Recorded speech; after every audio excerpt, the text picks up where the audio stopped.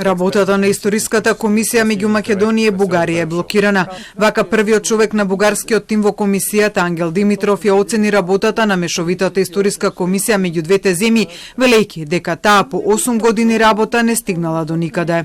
След 8 години работа, 38 срещи, сме още на учебника за 7 клас, а материал отговаря за 7 отделение, отговаря за 6 клас у нас, т.е.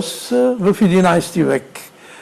Вижте, бих могъл да кажа, че това е блокиране на работата на комисията, но ще употребя един по-внимателен израз, ще кажа, че е стагнация, застой, и го употребявам, защото това е и цялостното състояние на държавата там.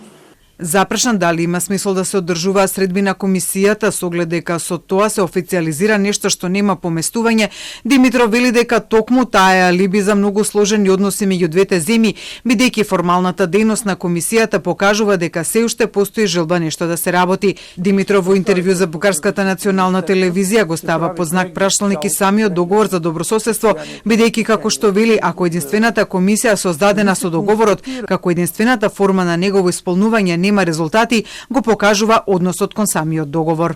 Причините да се блокира работата на комисията е нежеланието на нашите колеги, в случая те изцяло следват политическата линия на държавата и доктрината на македонизма, да не се говори, че има обща история.